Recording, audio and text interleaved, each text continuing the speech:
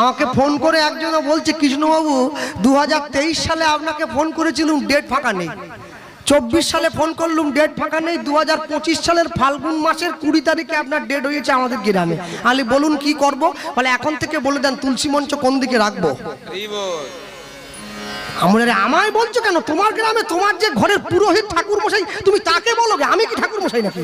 বলে না, আপনার বদলে 23 সালে যে এসেছিল সে বলে বাঁ দিকে রাখো, সে 60,000 টাকা নিয়েছে। 24 সালে যে এলো সে 80,000 টাকা নিয়েছে, বলে ডান দিকে রাখো। তা আমি বললাম, আমি তো 60ও নয়, 24ও নয়, 80ও নয়, আমি তো মাঝামাঝি পড়ে আছি। বলে না, এখন থেকে বলে দেন। আসরে এসে বললে আবার আমাদের গ্রামের মায়ে বউরা সব কনফিউজ হয়ে যায়।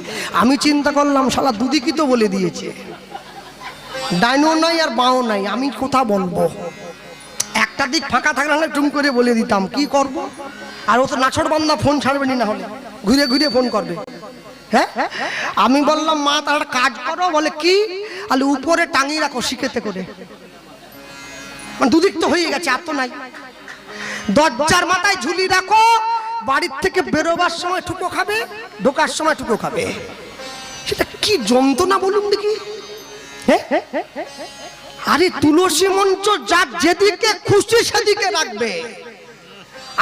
আমি কলকাতায় ফ্ল্যাটে থাকি, আন্দুলে ফ্ল্যাট কিনেছি, আমার জায়গা নেই, আমি কোথায় রাখবো বলো? মোট কথা হলো, আমি যদি হিন্দু হয়ে থাকি আমাকে তুলসী মঞ্চ রাখতে হবে, এটাই সিদ্ধান্ত। হরি বল, হরি বল। আমি যেদিকে খুশি রাখবো।